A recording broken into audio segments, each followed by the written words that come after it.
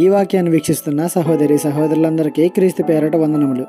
ఈరోజు వాక్యం ద్వారా దేవుడు మనతో చెప్తున్న మాట, అతడు ఆ వెలుగై ఉండలేదు గాని ఆ వెలుగును గురించి సాక్ష్యమిచ్చుటకు అతడు వచ్చును.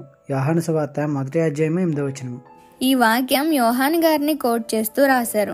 ఆయన వెలుగు కాదు కానీ వెలుగై ఉన్న వాని గురించి సాక్ష్యం ఇవ్వడానికి వచ్చాడంట.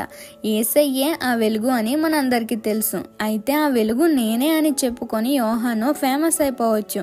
కానీ ఆయన దేవుని ఎడల ఎంత నమ్మకంగా వ్యవహరించాడో మనందరికీ తెలుసు.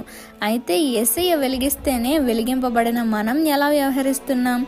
నేనే వెలుగుని, దేవుడు నాలో ఉన్నాడు, నేనే అంతా అని చెప్పుకొని పెయిడ్ యాక్టర్స్ని పెట్టుకొని దేవుని పేరు మీద వ్యాపారాలు చేసేవారు లేరా? ఆలోచించండి. నిజమే, దేవుడు మనలోనే ఉంటాడు. కానీ ఆయన నివాసం చేయదగినట్లుగానే ఉందా నీ దేహం, నీ హృదయం, నీ ఆలోచనలు? ఆలోచించండి. తగ్గించుకుంటూ దేవునికి నమ్మకమైన వారుగానే ఉంటున్నామా, లేక సో కాల్డ్ పాస్టర్స్ లాగా యాక్టింగ్ చేస్తున్నామా? ఈ చిన్న సువార్త పరిచర్యలో మీ సహోదరులు. God bless you. ఆమేన్.